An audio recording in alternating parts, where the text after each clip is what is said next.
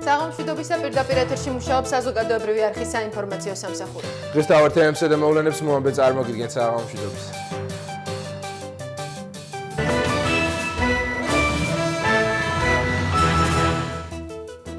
ახალი პრემიერ-მინისტრი და მთავრობის სოციალურ პრობლემებზე ორიენტირებული პროგრამა. ჩვენ უკვე 2008 წლის ბიუჯეტს შემოვატრიალებთ ხალხისკენ. გურგანიძის მინისტრთა კაბინეტში ახალი სახეები ჩნდებიან. შეშინებული ვარ უბრალოდ რა, ძალიან დიდ პრობლემებზეა საუბარი.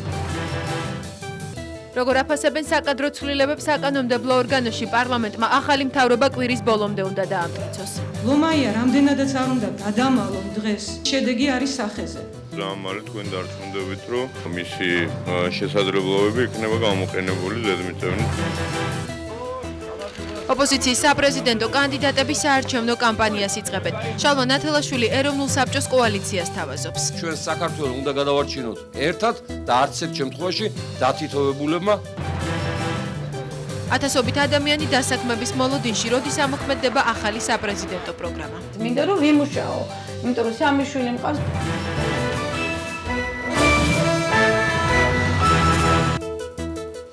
ახალი მინისტრთა კაბინეტის საქართველოში მთავრობაში განხორციელებული ცვლილებები განათლების, ლტოლთა და განსახლების სამინისტროებსა და უშიშროების საბჭოს შეეხო. ალექსანდრე ლომაია კოტეკემულარია შეცვლის მის ადგილს კი განათლების სამინისტროში ყოფილი მოადგილე ბელა წიფურია იკავებს. ახალი ხელმძღვანელი ჰყავს ლტოლთა და განსახლების სამინისტროს გია ხევიაშვილის ნაცვლად უწყება სათავეში კეთილმოწყობის სამსახურის უფროსი კობა სუბელიანი ჩაუდგება. ახალი მთავრობა და ახალი პროგრამა ბიუროს ხდომაზე ლადო გურგენიძემ წარადგინა. ლადო გურგენიძე პარლამენტის ბიუროს ხდომაზე დღეს პირველად მივიდა. ჩემთვის დიდი პატივია ყოფნა და იმედი მაქვს კონსტრუქციული თანამშრომლობისა. ვრცელი სიტყვით პრემიერ-მინისტრობის კანდიდატი პლენარულ ხდომაზე გამოვა. ბიუროს წევრებმა კი მისგან მთავრობის ახალი პროგრამა მოითხოვეს. ოპოზიციისაგან ლადო გურგენიძე პარლამენტის თავმჯდომარემ დაიცვა. საერთოდ პროგრამა სამი დღის განმავლობაში პრემიერ-მინისტრი რაოდენ დიდი პროფესიონალის არ უნდა იყოს ის, წარმოგიდგენთ თქვენ სრულყოფილ პროგრამას და სრულყოფილ ხედვას, თქვათ მისი მომავალი საქმიანობის ირგვლივ. ამიტომ კორექტივები შევიდა იმ პროგრამაში, რომელიც ჰქონდა მთავრობას, მით უმეტეს რომ ბუნებრივია სტრატეგიული მიმართულებები ჩვენი მუშაობის და ჩვენი რეფორმებისა სტრატეგიული ნამდვილად არ იცვლება. ძირითად პრინციპებს შორის პრემიერ-მინისტრობის კანდიდატი პრიორიტეტებს გამოყოფს: მდგრადი ეკონომიკური ზრდა, დასაქმებისა და ექსპორტის ხელშეწყობა. ნება რა თქმა უნდა ძალიან სერიოზული სოციალური კორექტივების შეტანება. ეს ეხება როგორც დასაქმების მომენტების წინ წამოწევას, ასევე ეხება წმინდა სოციალური პოლიტიკის შესვლას საკმაოდ მნიშვნელოვნად. კი ბატონო, ანუ ლაბარაკია რაზე, რომ ჩვენ უკვე 2008 წლის ბიუჯეტს და აქაც კორექტივები შევა. შემდეგი ერთვის მანძილზე ძალიან მძიმე გრაფიკით მოგვიწევს მუშაობა. შემოვატრიალებთ ხალხისკენ. პარლამენტს მინისტრთა კაბინეტის განახლების შესახებ მთავრობამ დღესაც ცნობა. საკადრო გადაადგილება მხოლოდ ორ მინისტრს შეეხება. კახა ლომაიას განათლების მინისტრის პოსტზე მისი მოადგილე ბელა წიფურია შეცვლის. დევნილთა და განსახლების მინისტრი გია ხევიაშვილის ნაცვლად კობა სუბელიანი იქნება. სუბელიანი ამჟამად მერიის კეთილმოწყობის სამსახურის უფროსია. შეთავაზება მისთვის მოულოდნელი აღმოჩნდა. პასუხისმგებლობა აშინებს, მაგრამ ის ყველა დევნილის ოჯახში მისვლას და ბევრი პროექტის განხორციელებას აპირებს. აბსოლუტურად მოულოდნელი იყო. ძალიან გაუგნებული და დაბნეული ვარ, მაგრამ რა ვიცი, დამეხმარებიან და გავართმევ თავს. გიგის იმედი მაქვს, პრეზიდენტის იმედი მაქვს, შეშინებული ვარ უბრალოდ რა, ეს ძალიან დიდ პრობლემებზეა საუბარი და დიდი პასუხისგებლობაა და ძალიან დიდი ნდობა გამომიცხადა პრეზიდენტმა და ხა ამის ნდობის გაცრუება და გახუნება არც მაინც და მაინც გაისაქმე იქნება ნდობისა პირველ რიგში დევნილების მიმართულებით რა. ტელეკამერებთან დღეს არ გამოჩენილან ბელა წიფურია და კახა ლომაია. მინისტრი ლომაია უშიშროების საბჭოს მდივნის პოსტს აიკავებს. ამის შესახებ განცხადება მიხეილ სააკაშვილმა მეცნიერებთან შეხვედრის დროს გააკეთა. უშიშროების საბჭოს მდივნად მე ვთხოვე, ჩემი დაჟინებული თხოვნა იყო გადმოსვლა კახა ლომაიას.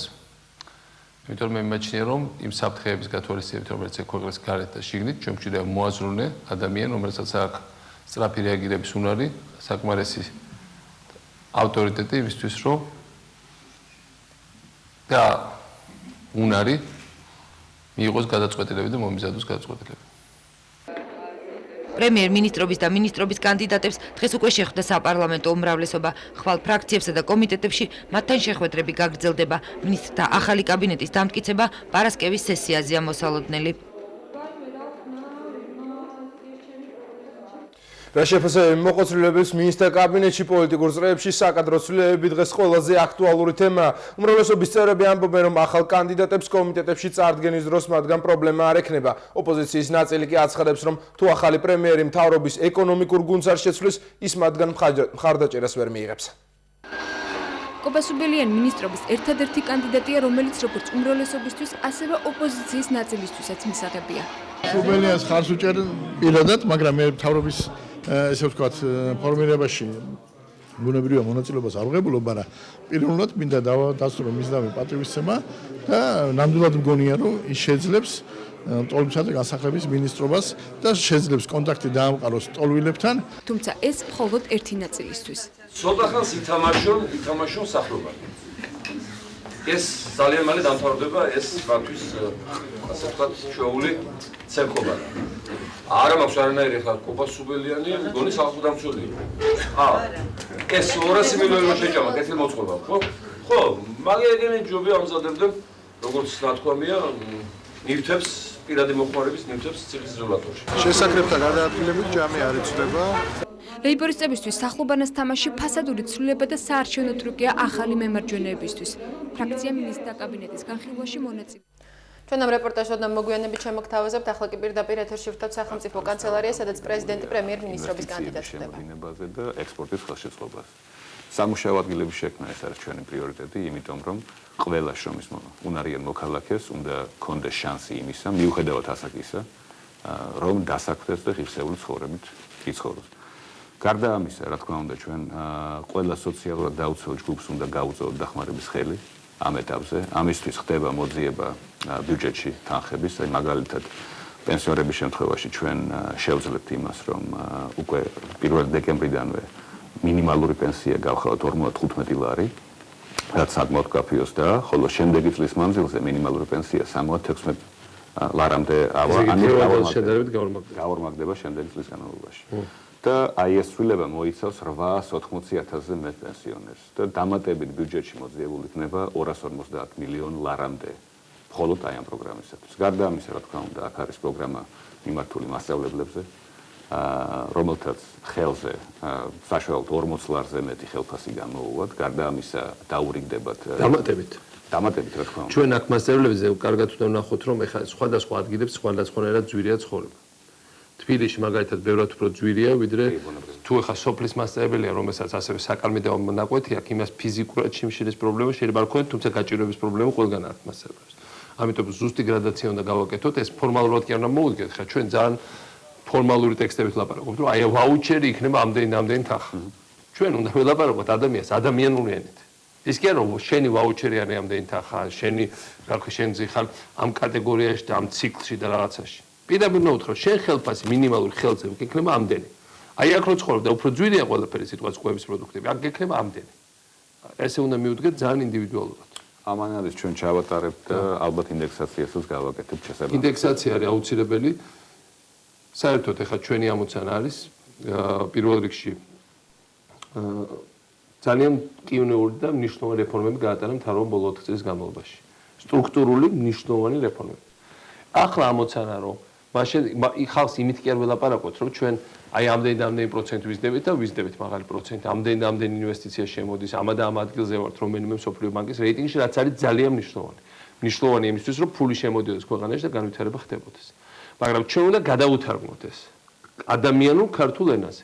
ყველა ჩვენ ოჯახს. რას ნიშნავს ყველაფერი ეს თითოეული ადამიანისთვის და არა მხოლოდ გადავუთარგმნოთ. არამედ ხშირ შემთხვევაში დავანახოთ ბევრად უფრო ეფექტურად, ვიდრე ეს აქამდე ხდებოდა. აქედან გამომდინარე, დიალოგი უნდა ვაწარმოოთ ყველასთან. მე სხვა შორის დავდივარ სულ სხვადასხვა ჯგუფებს ვხვდები. აი დღეს გქონდა ძალიან საინტერესო შეხვედრა სამეცნიერულ ინტელიგენციასთან და ძალიან ბევრი ადამიანი საქართველოში აბსოლუტურ უმრავლესობას ძალიან ზუსტად ესმის პროცესები. მაგრამ დიალოგის პროცესი მართლა პრეზიდენტისთვის კი არა, პრემიერისთვის განსაკუთრებით უნდა იყოს მუდმივი პროცესი. მე ჩემი რჩევა არის, რომ დამტკიცების შემდეგ მაინც მიუხედავად, რომ ბევრი დრო უნდა გაატაროთ კაბინეტში, კიდევ უფრო ბევრი დრო გაატაროთ აი ამ დიალოგის პროცესში და დიალოგი არის საპარლამენტო დიალოგი, ნორმალურია, დღეს კარგია რომ რაც მესმის კარგად ჩავიწავიდა, მაგრამ დიალოგი არის ასევე ყველა ცალკე ჯგუფთან დიალოგი. სოფლის მასწავლებლებთან, სხვადასხვა წარმოების სპეციალისტებთან, სოფლის მეურნეობაში დასაქმებულ ჩვენს წარმომადგენლებთან, ადამიანებთან, როგორც გუშინ გავაკეთეთ კახეთში, მაგრამ ესეთი ერთია და ესეთი 1000 შეხვედრაა საჭირო. იგივე სამუზეუმო სპეციალისტებთან სადაც დღეს ვიყავი, ყველა დარგს აქვს თავის სპეციფიკა დიასპორასთან. და რამდენიმე მილიონ ქართველთან, რომელიც არის წასული საზღვარგარეთ ახლა ბოლო წლებში და ტრადიციულად ცხოვრობდა საზღვარგარეთ. ამიტომ თრიანობაში სწორი მიმართულება სამუშაო ადგილები და სოციალური დაცვა. მაგრამ ეს ყველაფერი უნდა იყოს მუდმივ ინტერაქციაში ხალხთან. ჩვენ ხალხთან უნდა ვიყოთ ძალიან კონკრეტულები. და ძალიან გახსნილები და დისტანცია მთავრობას და ხალხს შორის უნდა იყოს ნულოვანი. აქ ჩვენ ზოგადად მთავრობის ხომი კი აღარ უნდა ვაჩვენოთ აწმყოოთ. ჩვენ უნდა ვაჩვენოთ პირდაპირ დიალოგი და ურთიერთობა ჩვენ საზოგადოებასთან. უკავშირი ძალიან მნიშვნელოვანია და სასარგებლო ბუნებრივია. ამიტომ ჩვენ ძირითადი ამოცანა არის მას შემდეგ რაც მთავრობის დამტკიცების პროცედურა კარგად ჩაივლის, შევინარჩუნოთ ოპტიმიზმი, ჩვენ გვჭირდება ახალი ენერგია, ჩვენ გვჭირდება ახალი მიწოლა იმ ყველა მიმართულებით და ამავე დროს არჩევნების შემდეგ ახლა გადავხედოთ როგორ იმუშავებენ ეს თქვენი მინისტრები, არჩევნების შემდეგ თქვენ გაქვთ მანდატი, რომ ხელახლა დაუბრუნდეთ შემადგენლობას და ხელახლა აუცილებლობის მიხედვით და იმის მიხედვით რა გარემოებები შეიქმნებათ, ბევრი რამე დავინახავთ ამ 2 თვის განმავლობაში, გადავახალისხოთ ხელახლა კიდევ ერთხელ ვიმეორებ, თუ ეს საჭირო გახდა მინისტრთა კაბინეტის შემადგენლობა. თუმცა შევინარჩუნებთ კურსის მემკვიდრეობითობას ნებისმიერ შემთხვევაში. ეს ბუნებრივია. ასე რომ გისურვებთ წარმატებას და დიალოგი დაწყებულია. ეს არ არის მხოლოდ საპარლამენტო დიალოგი, ეს არის დიალოგი, თქვენი დიალოგი ახალი პრემიერ-მინისტრის საქართველოს საზოგადოების თითოეულ წევრთან, თითოეულ ჩვენ მოქალაქესთან და ლაპარაკი ძალიან კონკრეტული. აბა თქვენიც. მადლობა. ეს იყო პირდაპირ ჩართვა სახელმწიფო კანცელარიიდან, სადაც მიხეილ სააკაშვილი, ლადო გურგანიძე შეხვდა. ახლა კი რეპორტაჟი იმის შესახებ, თუ რა შეფასებები მოყვა პოლიტიკურ წრეებში მთავრობაში განხორციელებულ ცვლილებებს. კობასუბელიანი მინისტრობის ერთადერთი კანდიდატია, რომელიც როგორც უმრავლესობისთვის, ასევე ოპოზიციის ნაწილისთვისაც მისაღებია. სუბელიანს ხარს უჭერ პირადად, მაგრამ მე მთავრობის ესე ვთქვათ ფორმირებაში ბუნებრივია მონაწილეობას არ ვღებულობ, მაგრამ პირველად მინდა დავასრულო მისდამი პატივისცემა და ნამდვილად მგონია, რომ ის შეძლებს ტოლმისა და განსახლების მინისტრობას და შეძლებს კონტაქტი დაამყაროს ტოლვილებთან. თუმცა ეს მხოლოდ ერთი ნაწილისთვის. ცოტა ხანს ითამაშონ სახლობანი. ეს ძალიან მალე დამთავრდება, ეს მათთვის ასე ვთქვათ შოული ცემყოფაა. არა მაქვს არანაირი ხარ კობასუბელიანი, მგონი სახელმწიფო. ეს 200 მილიონი შეჭამა, კეთილ მოწყობა, ხო? ხო, მაგეგენი ჯობი ამზადებდნენ, როგორც ნათქვამია, ნივთებს, პირადი მოხმარების ნივთებს ციხისძულათოში. შესაკრებთა გადაადგილებით ჯამი არ იცვლება. ლეიბორისტებისთვის სახლობანას თამაში ფასადური ცვლილება და საარჩევნო ტრუკია ახალი მემარჯვენეებისთვის. ფრაქცია მინისტრთა კაბინეტის განხილვაში მონაწილეობის მიღებას არ აპირებს. ეს არის ფასადური ცვლილება ტრიუკის საარჩევნო პრეზიდენტის სააკაშვილის მხრიდან. თუ თქვენ გაინტერესებთ რა აზრი მაქვს მე ლომაია რატომ გადავიდა უშიშროების საბჭოში, ლომაია რამდენადაც არ უნდა გადამალონ დღეს იმ სფეროდან, რომელ სფეროსაც ის აქამდე ბრჭყალებში ემსახურებოდა, ის შედეგი არის სახეზე. უმრავლესობა კი მიიჩნევს, რომ იმ გამოწვევების ფონზე, რომლის წინაშეც ქვეყანა ახლა დგას, კახა ლომაიას უშიშროების საბჭოს მდივნად დანიშნვის მთავრობამ სტრატეგიული მნიშვნელობის გადაწყვეტილება მიიღო. ძალიან მნიშვნელოვანია იმ საფრთხეებისა და გამოწვევების გათვალისწინებით, რომლებიც დღეს ქვეყნის წინაშე დგას, პირველ რიგში ბატონ კახა ლომაიას გადასვლა უშიშროების საბჭოს მდივნად. და ასევე მინდა ხაზი გაუსვა, რომ მნიშვნელოვანი არის ბატონი კოტე კემულარიას ახალი ფუნქციაც, ის იქნება ქვეყანაში ენერგეტიკული და სატრანსპორტო პროექტების კოორდინატორი. მთავრობის ახალი ხელმძღვანელი კი მიიჩნევს, რომ ლომაიას სახით მინისტრთა კაბინეტმა მისთვის ღირებული კადრი დაკარგა. ნამდვილად ღირებული კადრი იქნებოდა ჩემის აზრით მინისტრთა კაბინეტისათვის, თუმცა ეს ბუნებრივი არის დაწინაურება, მე ესე აღვიქვავ და შემიძლია მარტო მიულოცო ბატონთან. შეფასებები დღეს მთავრობის ახალ ხელმძღვანელზეც გაკეთა, რომელიც საქართველოს პარლამენტში პრემიერ-მინისტრის რანგში პირველად იმყოფებოდა. ძალიან მაღალი კვალიფიკაციის პროფესიონალი ბანკირი, კარგი მენეჯერი, უბრალოდ დარწმუნებული ვარ, რომ და იმედი მაქვს იმისა, რომ ისევე როგორც სხვა სფეროში, იმიტომ რომ მთავრობის ხელმძღვანელი მოითხოვს, რომ იყოს კომპეტენტური არა მარტო საფინანსო მიმართულებით, არამედ სხვა სფეროებშიც, იმედი მაქვს, რომ ბატონი გურგენიძე ასეთივე წარმატებული იქნება სხვა მიმართულებითაც. მინისტრთა ახალი კაბინეტის გარდა დღეს საქართველოს ახალი პრემიერ-მინისტრი საკუთარ სტილზეც საუბრობდა. ლადო გურგენიძემ ჟურნალისტებს პირობაც მისცა. პრესას აქვს ალბათ საშუალება გაიხსენოს ბოლო 3 წელი და თუ რამდენად გახსნილი იყოს საქართველოს ბანკი პრესასთან საურთიერთობოდ. ეს არის ჩემი სტილი.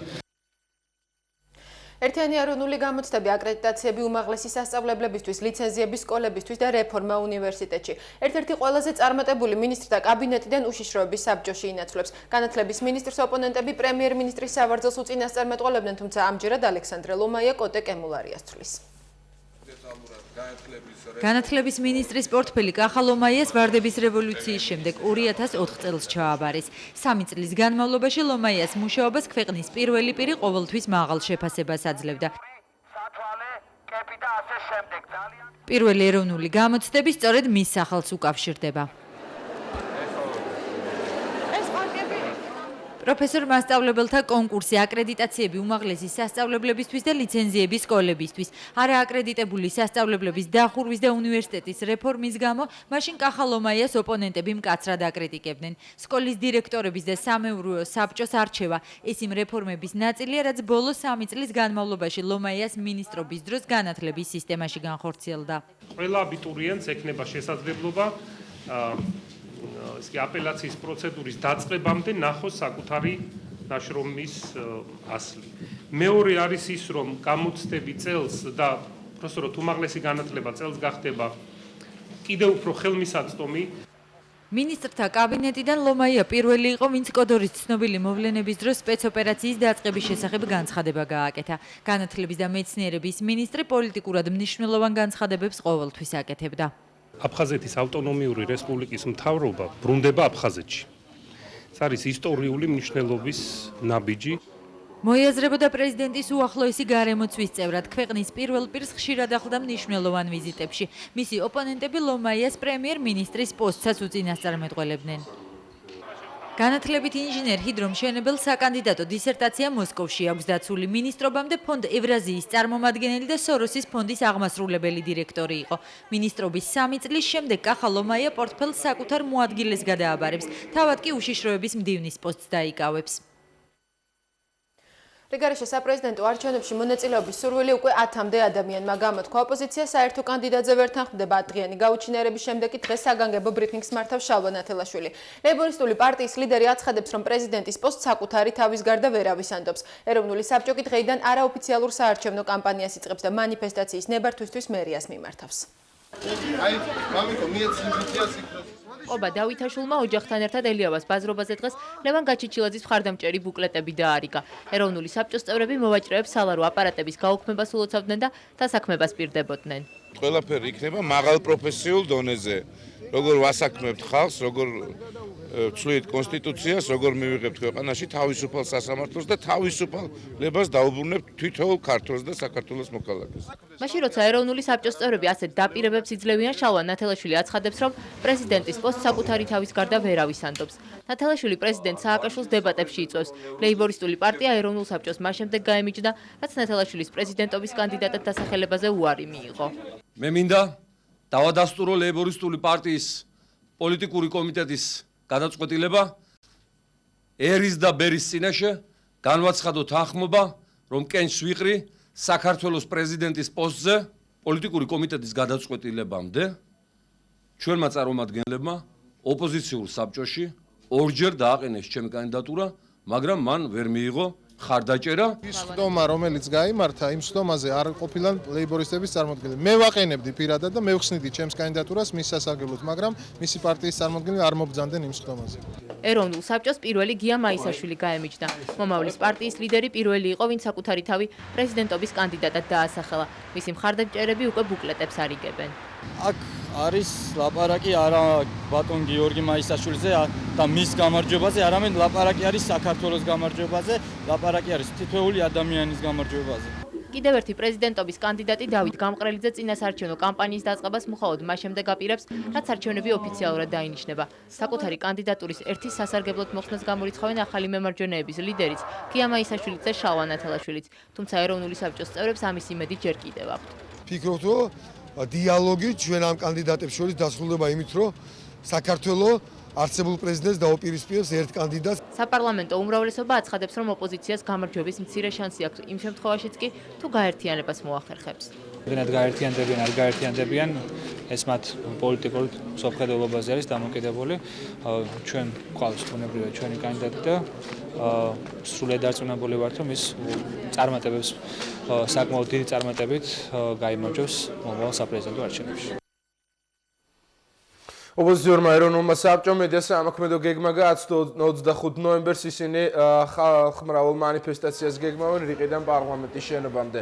ეროვნული საბჭოს ერთადერთი მოთხოვნა იქნება მოიხსნას ყველა შეზღუდვა მეზიარზე და აღდგეს ტელეკომპანია იმედის მაუწყებლობა. მანიფესტაციის გამართვის მოთხოვნით ოპოზიციამ მერიას უკვე მიმართა.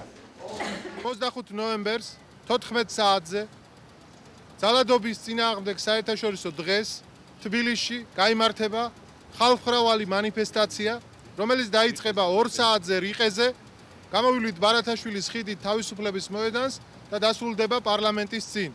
ჩვენი მოთხოვნები უცვლელია და მთავარი საკითხია სიტყვის თავისუფლების დაცვა და ტელეკომპანია იმედის უპირობო აღდგენა. ამაში მხარის გვიჭერს მთელი ქართველიერი და მთელი საერთაშორისო საზოგადოებრიობა. მე მოუწოდებ ყველა თბილისელს, ყველა მოქალაქეს ჩვენი ქვეყნისა დავდგეთ რიყეზე 25 ნოემბერს 2 საათზე და მანიფესტაციით ვაჩვენოთ ხელისუფლებას, რომ ჩვენ ბრძოლა არ შეგვიწყვეტია, ბრძოლა გრძელდება და ბრძოლა მივა საბოლოო გამარჯვებამდე, სააკაშვილის ტირანიის დასასრულამდე 5 იანვარს, სადაც ლევან გაჩეჩილაძისთვის ხმის მიცემით, თქვენ ხმას მისცემთ საქართველოს პრეზიდენტის გარეშე, საქართველოს სააკაშვილის გარეშე. დღესვე კობა დავითაშვილმა საკრებულოს ხდომებს ბოიკოტი გამოუცხადა. ბოიკოტის შესახებ გადაწყვეტილება ერთიანმა ეროვნულმა საბჭომ მიიღო. საბჭოს შემადგენლობაში შემავალი არც ერთი პარტია პარლამენტისა და თვითმმართველი ორგანოების ხდომებს აღარ დაესწრება. ბოიკოტი 5 იანვრის არჩევნებში ოპოზიციის კანდიდატის გამარჯვებამდე გაგრძელდება. პრეზიდენტობას სურს ავთანდილ მარგიანსაც პოლიტიკური კავშირის ერთიანი საქართველოს ლიდერი ამბობს, რომ მისი პრეზიდენტობის შემთხვევაში გაუმჯობესდება ქვეყანაში ეკონომიკური ვითარება, აღდგება სოციალური სამართლიანობა და მოწესრიგდება ურთიერთობა რუსეთთან. მარგიანს გამარჯვების იმედი აქვს და არც ერთი სხვა კანდიდატის სასარგებლოდ საკუთარი კანდიდატურის მოხსნას არ აპირებს.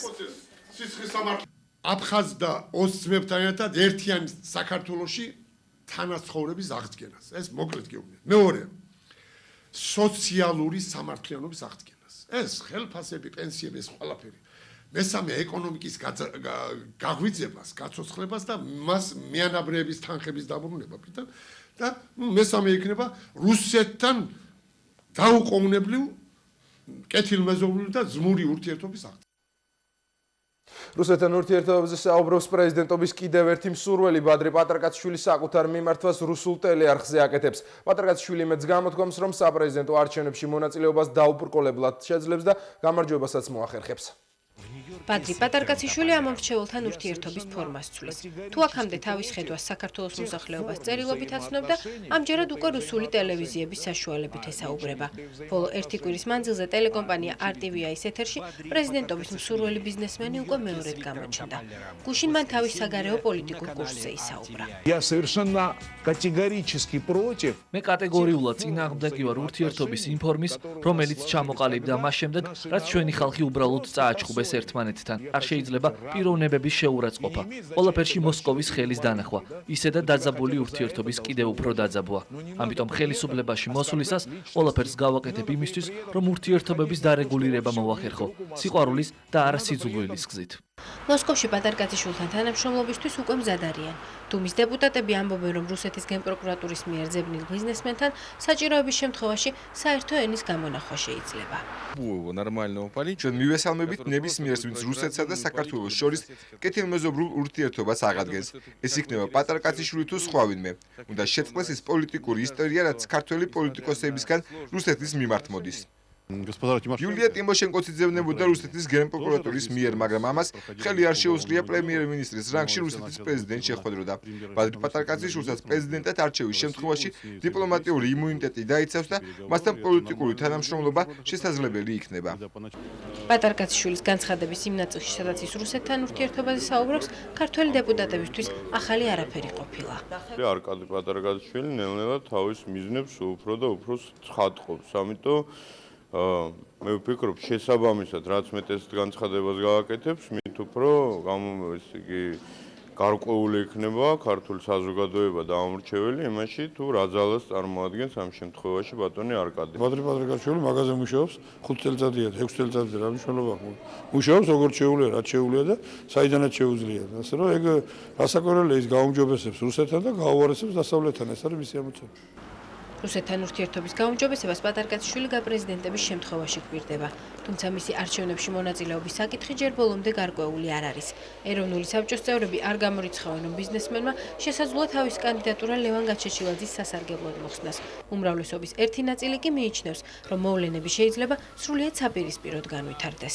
ბადრი პატარკაციშვილს ვიცნობ სიტყვის კაცად. მან განაცხადა, რომ ის მხარს დაუჭერს და მოხსნის კანდიდატურას თუ იქნება ოპოზიციის ერთიანი კანდიდატი. მე იმედი მაქვს, რომ ბატონი ბადრი იქნება თუ სხვა იქნება, ყველა გაიგებს, სად არის ქართველი ხალხის თავარი სიმპათია დღეს ფოკუსირებული. შეიძლება ერთი დამატებითი, ასე ვთქვათ, სიურპრიზული კანდიდატი წამოვიდეს ასპარეზზე, ამ შემთხვევაში ბუნებრივია სხვა კანდიდატები ალბათ დათმობენ თავიანთ კანდიდატურას.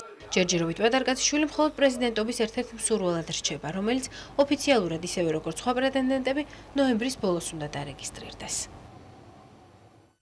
ნინო ბურჯანაძე საქართველოში აკრედიტებული დიპლომატიური მისიების წარმომადგენლებს შეხვდა საუბარი საპრეზიდენტო არჩევნების გამჭვირვალედ და დამოუკიდებლად ჩატარებას შეეხო. გადაწყდა, რომ EUTHOS გრძელვადიანი დამკვირვებლები ხვალჩამოვლენ და საქართველოში წინასაარჩევნო ვითარებას შეისწავლიან.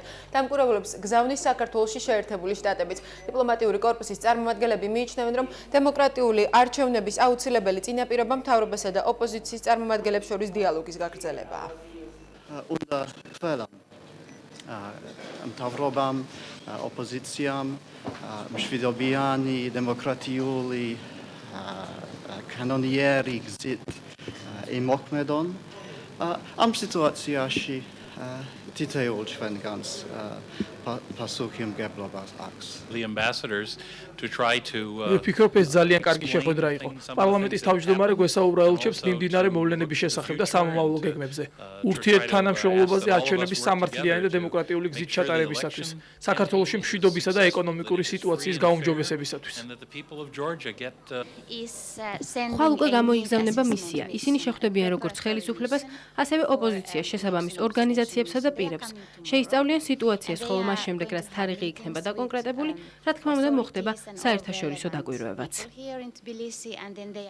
კულტურული მემკვიდრეობისა და ისტორიული ძეგლების დასაცავად დაფინანსება გაიზრდება, დაპირება მეცნიერება და მუზეუმების თანამშრომლებმა პირადად საქართველოს პრეზიდენტისგან მიიღეს. მიხეილ სააკაშვილი მუზეუმების თანამშრომლებს ხელფასების მომატებას, არქიტექტორ-რესტავრატორებს კი სარესტავრაციო სამუშაოების სპეციალური ლაბორატორიებისთვის საჭირო თანხის გამოყოფას პირდება.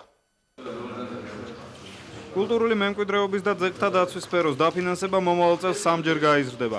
ამ განცხადებას საქართველოს პრეზიდენტი სიმონ ჯანაშიას სახელობის ეროვნულ მუზეუმში ქართველ მეცნიერებთან და მუზეუმის მეცნიერ თანამშრომლებთან გამართულ შეხვედრაზე აკეთებს.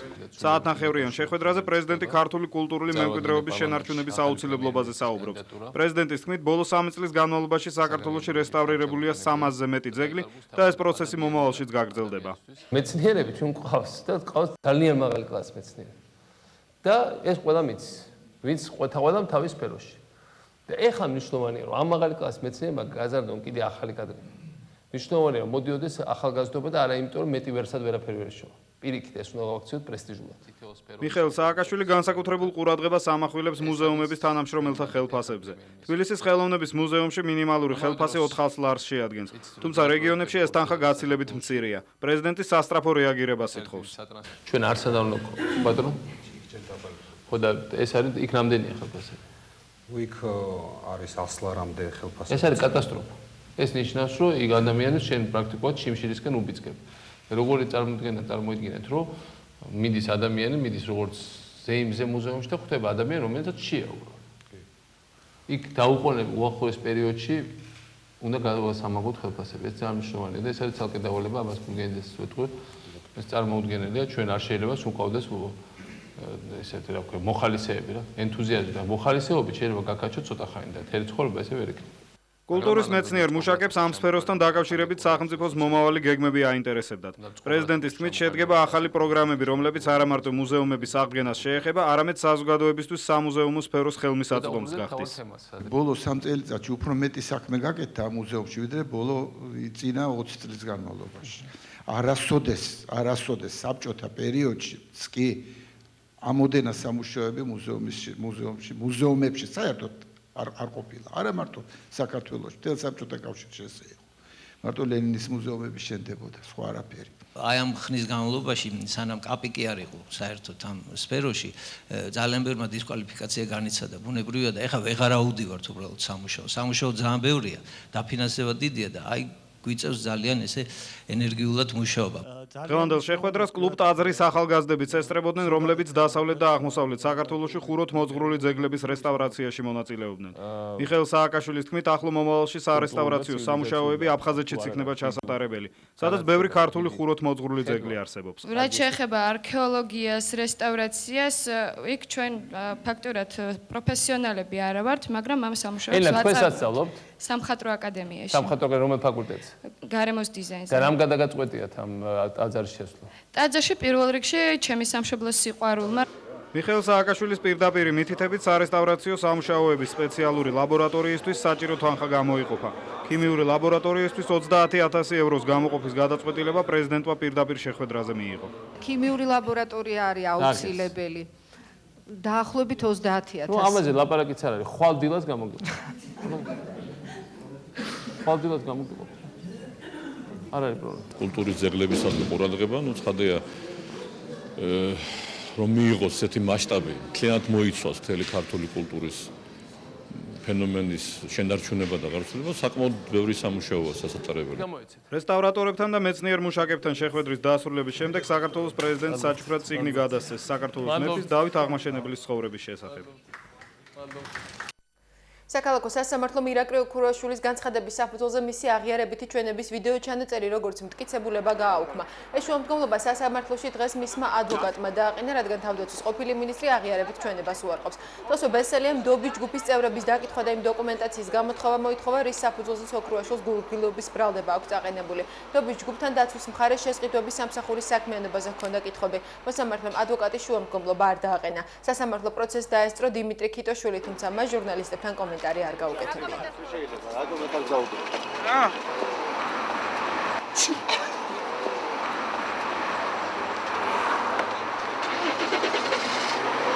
პროცესი არ მიმდინარეობს საქმის განხილვის აუცილებელი და მინიმალური სტანდარტების დაცვით. ეხლა იმიტომ რომ ბრალდების მხარე წინააღმდეგია იმ შუამდგომლობებზე, რომელსაც ჩვენ ვაყენებთ, ეს იმას ნიშნავს, რომ სასამართლოც აპრიორი უნდა დაეთანხმოს ბრალდების მხარეს.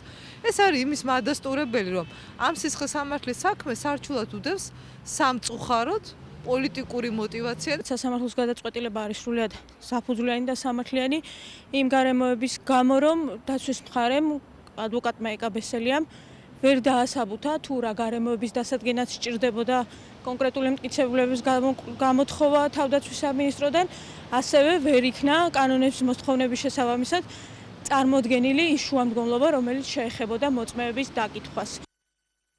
საქართველოს სასამართლომ დღეს ცნობილი ფეხბურთელი და საქართველოს ნაკრების წევრი კახი კალაძე დაკითხა ლევან კალაძის გატაცებისა და მკვლელობის საქმეში ბრალდებული ლევან ცინცაძის სასამართლო პროცესზე კახი კალაძე მოწმის სახით დაიკითხა. მან ჩვენებაში აღნიშნა, რომ გამოძიების მიერ მიმტკიცებულება წარმოდგენილი ტყავის ქურთუკი ნამდვილად მის ძმას ლევან კალაძეს ეკუთვნოდა და ეს ქურთუკი მან თავად უყიდა ძმას კიევში. სასამართლო სხდომა კახი კალაძემ უკომენტარო დატოვა.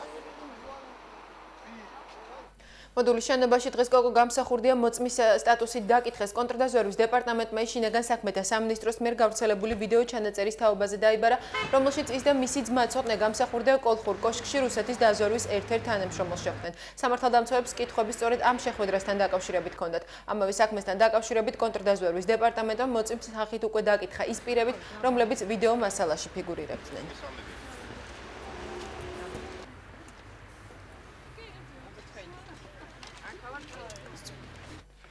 დილიდან ექსპო ჯორჯიას საგამოფენო პავლენთან უამრავი ადამიანი იყო შეკრებილი მოსახლეობის ინფორმაციით დასაქმების საპრეზიდენტო პროგრამა დღეს დილიდან უნდა დაწყებულიყო ხალხმა ექსპო ჯორჯიასთან დილის 4 საათზე დაიწყო შეკრება, თუმცა მოგვიანებით ჯანდაცვის სამინისტროს წარმომადგენელმა მათ განუმარტა, რომ პროგრამა ჯერ არ დაწყებულა. ჯანდაცვის სამინისტროს ინფორმაციით პროგრამის ყველა დეტალი უახლოეს დღეებში მედიის საშუალებით გახდება ცნობილი.